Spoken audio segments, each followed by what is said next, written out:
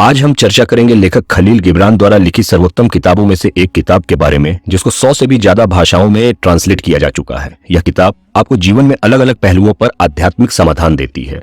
लेखक ने इसमें नबी अल मुस्तफा नाम के एक पैगंबर का जिक्र किया है, जो सब कुछ छोड़कर एक लंबे आध्यात्मिक यात्रा पर निकल गए थे और तकरीबन 12 साल तक किसी अनजान जगह पर तपस्या करने के बाद जब अपने देश वापस लौटे तो उन्हें देखने के लिए लोगों की भीड़ उमड़ गई। लोग उनसे तरह तरह के सवाल पूछने लगे। लोग उनके अनुभवों के बारे में जानने के लिए उत्सुक थे और कुछ लोगों ने उनसे अपने जीवन से जुड़े सवाल भी करने शुरू कर दिए, जैसे जीवन क्या है, मृत्यु क्या है, दुख सुख खुशी प्रेम ईर्ष्या और क्रोध क्या है, दोस्ती क्या है और शादी का सही मतलब क्या है। उनके सवालों का जवाब देते हुए नबी अल मुस्तफा ने पूरी दुनिया को जीवन जीने और उसका आनंद लेने का तरीका भी बता डाला, जो आज हम इस सेशन के जरिए जानेंगे। नमस्कार दोस्तों, स्वागत है आपका रूब्रिक के बुक समरी में। आज हम दी प्रोफेट के बारे में चर्चा करेंगे, जिसके लेखक खलील गिबरान है। आगे बढ़ने से पहले अगर आपने अभी तक रूब्रिक को सब्सक्राइब नहीं किया है तो कर दीजिए। यकीन मानिए आपको इस सब्सक्रिप्शन का अफसोस हम कभी नहीं होने देंगे। नबी अल मुस्तफा ने अनुभवों और ज्ञान को साझा करने की शुरुआत प्रेम से किया। उन्होंने बताया कि प्यार में कोई बंधन नहीं होना चाहिए, क्योंकि एक सच्चा प्रेम सिर्फ और सिर्फ आजादी पर निर्भर करता है। अगर आप किसी को बांधकर जबरदस्ती उससे प्यार करना चाहेंगे तो यकीन मानिए आप कभी भी उन्हें अपना नहीं बना पाएंगे। और प्यार का तो रिश्ता ही ऐसा होता है कि हमें सामने वाले से बिना कोई उम्मीद किए हुए सिर्फ देने के बारे में ही सोचना चाहिए। वहीं शादी का रिश्ता दो आत्माओं का पवित्र मिलन होता है और इस रिश्ते में भी बंधन जैसा कुछ भी नहीं होना चाहिए। इस खूबसूरत रिश्ते में एक दूसरे की आजादी और खुशियों का ख्याल रखा जाना चाहिए। शादी का रिश्ता ऐसा होना चाहिए जिसमें आप एक दूसरे को सपोर्ट करें, एक दूसरे को समझें, और अगर बात बच्चों की हो तो उनका पालन पोषण भी माता पिता को मिलजुल कर एक टीम की तरह करना चाहिए। माता पिता और बच्चों के बीच का रिश्ता भी प्रेम और शादी के रिश्ते की ही तरह होता है। इसलिए कभी भी माता पिता को अपने बच्चों को अपनी संपत्ति नहीं समझना चाहिए, बल्कि सच्चाई तो यह है कि आपके बच्चे आपके हैं ही नहीं, वो तो ईश्वर द्वारा आपको दी गई एक जिम्मेदारी है, जिसमें आपकी भूमिका बस इतनी है कि आप अपनी जिम्मेदारी को ईमानदारी से निभाते हुए बच्चों को सही रास्ते पर चलने के लिए प्रेरित करें और उन्हें एक सफल इंसान बनने में उनकी मदद करें। बाकी सब ऊपर वाला स्वयं संभाल लेता है। अच्छा, आप जरा सोच कर देखिए कि आपके हिसाब से खुशी और गम क्या है। क्या आपका किसी बात पर खुश हो जाना ही असल खुशी है और किसी बात पर दुखी हो जाना असल दुख? जरा गंभीरता से विचार कीजिएगा। जब आप खुशी और गम को थोड़े ध्यान से समझने की कोशिश करेंगे तो आप पाएंगे कि असल में खुश होना या दुखी होना सिर्फ हमारे दिमाग का खेल है। यह हमारी सोच है, या यह भी कह सकते हैं कि यह सिर्फ हमारे सोचने का तरीका ही है जो हमें खुशी और गम का एहसास करवाता है। और सही बात तो यह है कि आप अगर अपने जीवन में असल खुशी की तलाश कर रहे हैं तो फिर आपको सबसे पहले दुख को समझना जरूरी है, उसे झेलना होगा। जितनी गहराई से आप दुख को समझेंगे उतने ही बेहतर ढंग से फिर आप खुशियों का आनंद उठा पाएंगे। इसे आप एक उदाहरण के जरिए समझिए। मान लीजिए कि दो बच्चे हैं जो एक ही स्कूल में एक ही क्लास में पढ़ते हैं। उनमें से एक बच्चा काफी अमीर है, जिसे रोज उसका ड्राइवर कार से स्कूल छोड़ने आता है। वहीं दूसरा बच्चा गरीब है और उसे स्कूल पैदल ही जाना पड़ता है। अब जरा सोचिए, उस गरीब बच्चे को अगर स्कूल जाने के लिए साइकिल दे दी जाए तो उसे कितनी खुशी मिलेगी। लेकिन वहीं अगर उस कार से आने वाले बच्चे को साइकिल दी जाए तो उसे कुछ खास फर्क नहीं पड़ेगा। गरीब बच्चा साइकिल मिलने की खुशी का आनंद इसलिए उठा पाता है क्योंकि उसने साइकिल न होने का दुख देखा है, उसने पैदल स्कूल जाने की तकलीफ को झेला है।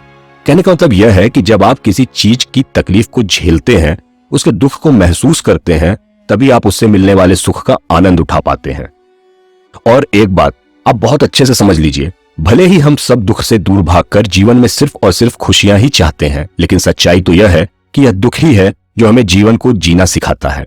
हमारे जीवन में आने वाला हर दुख, हर परेशानियां हमें मजबूत और परिपक्व बनाते हैं। इसलिए आपके जीवन में अगर कभी भी कोई परेशानी आए तो उसे देखकर दुखी होने के बजाय अपनी बाहें खोलकर उसका स्वागत कीजिए, क्योंकि यही वो समय होता है जब आप मजबूत बनते हैं और जीवन में आगे आने वाली चुनौतियों के लिए तैयार होते हैं। समय बहुत तेजी से बदल रहा है और आज के इस बदलते दौर में हर कोई शहर की तरफ भाग रहा है। ज्यादा पैसा, अय्याश जीवन, आराम और उन्नत जीवन शैली, ये वो चीजें हैं जिसके तलाश में हम लोग सदियों से कंक्रीट के जंगल की तरफ भाग रहे हैं। यहाँ तक कि हम अपने आराम के लिए गांव को भी शहर में बदलते चले जा रहे हैं। भले ही हम गांव से शहर आकर ये सब चीजें हासिल भी कर ले रहे हैं, लेकिन अगर आप शहर में रहते हैं तो जरा खुद विचार कीजिए कि क्या आप यहाँ वाकई में सुकून से है? क्या आप गांव के पेड़ की ठंडी छांव, नदी के साफ पानी और खेतों की खूबसूरती को याद नहीं करते? भले ही गांव में उतना आराम या सहूलियत ना हो और ना आपको वहां पर शहर के जैसा पैसा या ऐशो आराम मिलेगा, लेकिन फिर भी गांव में जो सुकून है, प्रकृति की गोद में सोने का जो सुख है, जो शांति है, वो शायद आपको शहर के माचिस के डिब्बे जैसे घरों में कभी नहीं मिल सकता है। इसलिए हम सबकी यह जिम्मेदारी होनी चाहिए कि हम अपने गांव को, अपनी प्रकृति को सुरक्षित रखें, क्योंकि यह किसी पुरानी आयुर्वेदिक दवा के जैसी है जो हमारे काम उस वक्त आएगी जब हम शहर की भाग दौड़ और तनाव भरी जिंदगी से थक कर और तंग आकर सुकून की तलाश में निकलने की सोचेंगे। एक इंसान के तनावपूर्ण जीवन में सुकून पाने के लिए जितना जरूरी है प्रकृति से जुड़े रहना, उतना ही जरूरी है अपने परिधान यानी कि अपने कपड़ों पर ध्यान देना। जैसे कि हमें कपड़े हमेशा ऐसे पहनने चाहिए जिससे हमारा शरीर ज्यादा से ज्यादा प्रकृति के करीब रहे। बेशक इंसान होने के नाते हमारे कपड़े हमारी पहचान होते हैं, लेकिन इसके साथ ही कपड़े हमारी सुंदरता को भी दिखाने का काम करते हैं। और हमारी आंतरिक सुंदरता तभी निखर कर सामने आती है जब हमारा शरीर ज्यादा से ज्यादा प्रकृति के करीब होता है। इसलिए हमें हमेशा ऐसे कपड़े पहनने चाहिए जिससे हमारे शरीर का ज्यादा से ज्यादा हिस्सा धूप और हवा के संपर्क में रहे, ताकि प्रकृति की ऊर्जा हमारे शरीर को हमेशा मिलती रहे।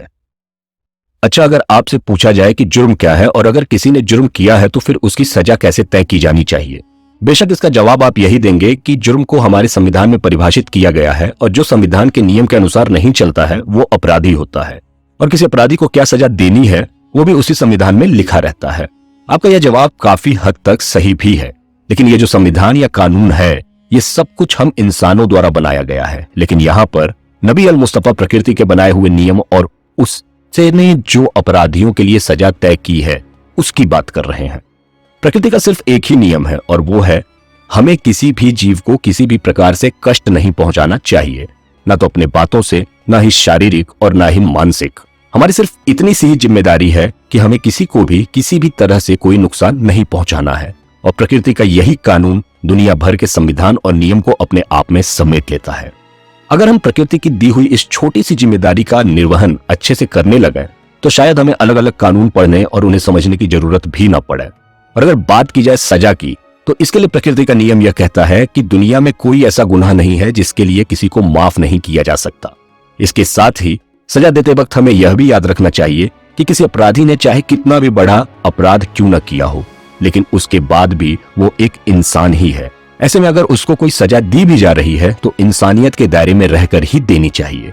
किसी को भी सजा देने से पहले हमें एक बात हमेशा याद रखनी चाहिए कि किसी भी इंसान को अगर उसके गलती का एहसास हो गया है या उसे अपने किए गुनाह का पछतावा है तो फिर उस इंसान के लिए इससे बड़ी और कोई सजा हो ही नहीं सकती। अच्छा, अब आप ये बताइए कि क्या आप भगवान में विश्वास रखते हैं, और अगर भगवान में विश्वास रखते हैं तो कितना विश्वास रखते हैं? कहीं ऐसा तो नहीं कि भगवान के नाम पर आपसे कोई कुछ भी करने को कह दे तो आप उसे करने के लिए तैयार हो जाते हैं? देखिए, भगवान में विश्वास करने और अंधविश्वास के बीच में बहुत ही बारीक रेखा का फर्क होता है। ईश्वर में आस्था रखना बहुत अच्छी बात है, हम सभी को रखनी भी चाहिए, लेकिन कहीं आप ईश्वर में आस्था रखने के नाम पर किसी गलत राह पर तो नहीं चल रहे हैं, या किसी ढोंगी के फेर में पड़कर अपना या किसी और का कोई नुकसान तो नहीं कर रहे हैं? इस बारे में आप जरूर सोचिएगा।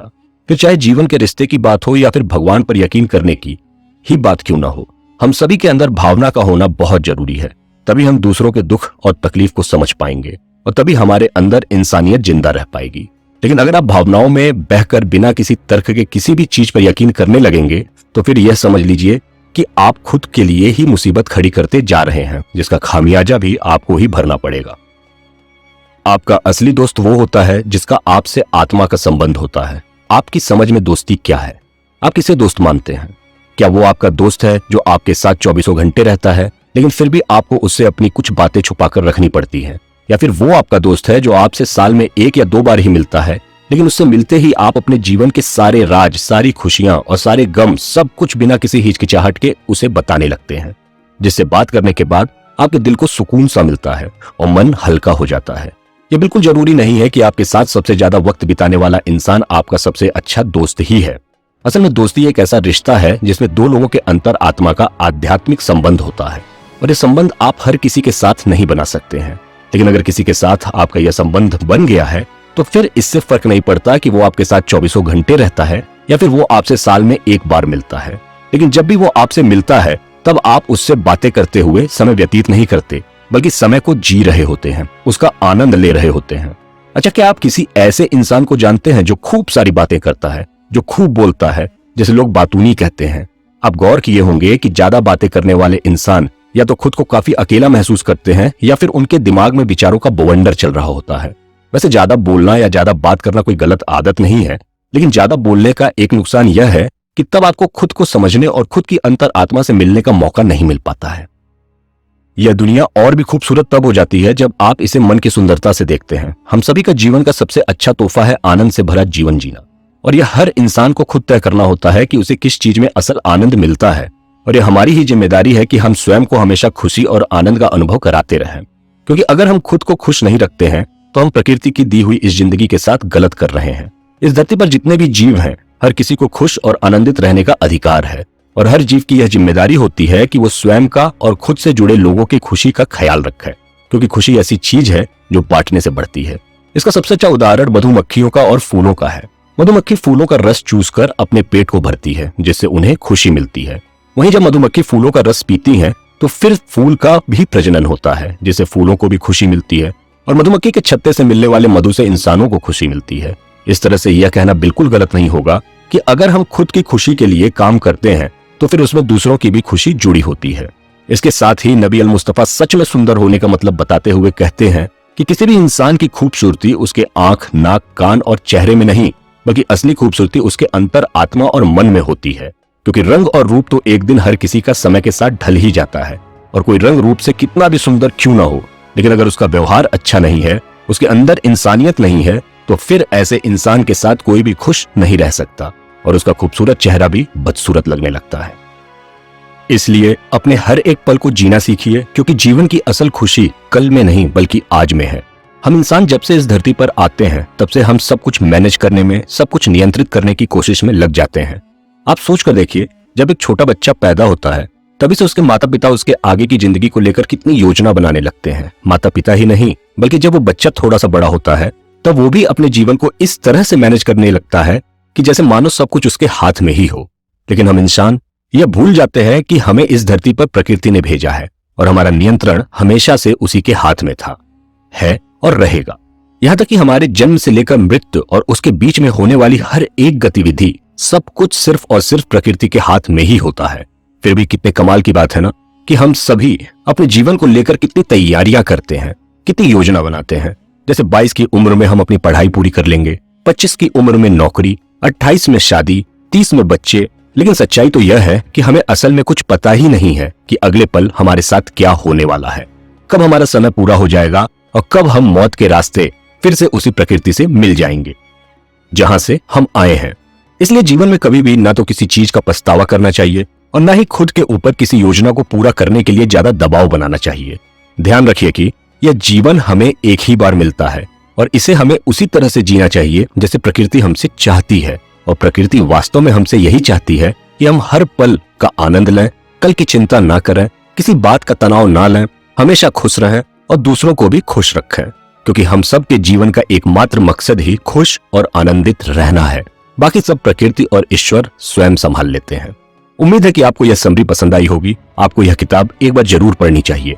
आप यह किताब फ्लिपकार्ट या अमेजॉन से खरीद सकते हैं। इसी तरह के सेल्फ हेल्पिंग ऑडियो बुक को सुनने के लिए रूबरी को लाइक और सब्सक्राइब कीजिए। धन्यवाद और नमस्कार।